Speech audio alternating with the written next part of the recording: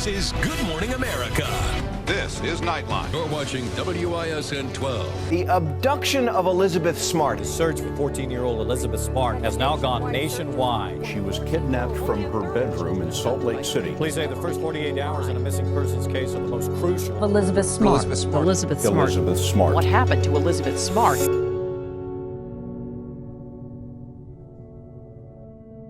So when I was 14, I remember crawling into bed next to my younger sister and falling asleep. The next thing I remember hearing was a man's voice saying, "I have a knife at your neck, don't make a sound, get up and come with me."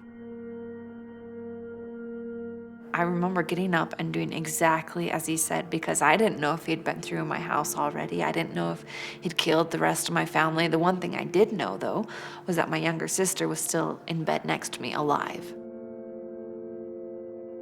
He led me up behind my house, up into the mountains. I was brought into this campsite. It was very well stocked, very well hidden, and it was this man who had kidnapped me, and his wife was waiting for us there.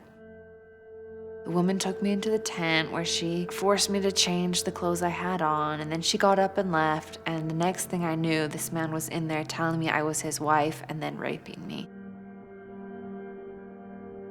Then I remember he was kneeling above me and he had this piece of metal cable and he was wrapping it around my ankle and then crushing these bolts into place so that I couldn't escape.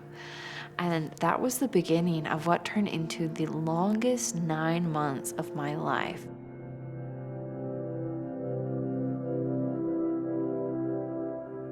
So every time when I thought I'd hit rock bottom, my captor would find something new to make it worse. And one of those times I had been forced to drink alcohol and I had thrown up and then I'd passed out face down, and I woke up the next morning and my face and my hair were still all crusted to the ground, covered in vomit. And I remember at that point just feeling like, how can you get any lower than this? And it was just a few days later that my captor was really excited and really kind of amped up about something. And he said, I have something and I'm gonna show it to you and you have to look at it, you have to look at it. And then I remember he pulled out this magazine full of hardcore pornography, and I remember he would just sit and look at it and stare at it, and he'd just talk about these women, and then when he was done, he would turn and he'd look at me and he'd be like, "Now we're gonna do this." It just led to him raping me more than he already did, which was a lot. Looking at pornography wasn't enough for him. Having sex with his wife after looking at pornography, it wasn't enough for him. And then it led him to finally going out and kidnapping me. He just always wanted more. I can't say that he would not have gone out and kidnapped me had he not looked at pornography. All I know is that pornography made my living hell worse.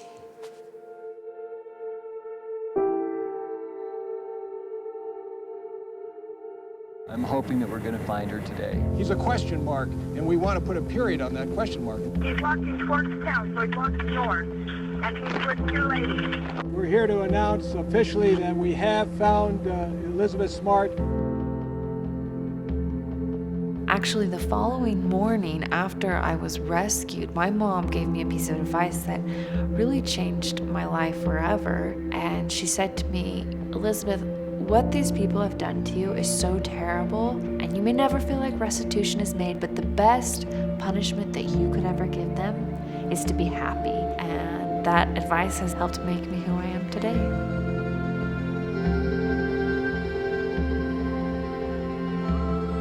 I have gone on to become an advocate for abuse prevention, an advocate against pornography. I witnessed firsthand just how damaging it is. When I take a step back and I look at my life as a whole, I have had a pretty incredible, wonderful life, and I wouldn't trade it for anything. I'm happy now, and I couldn't imagine my life any different from how it is now.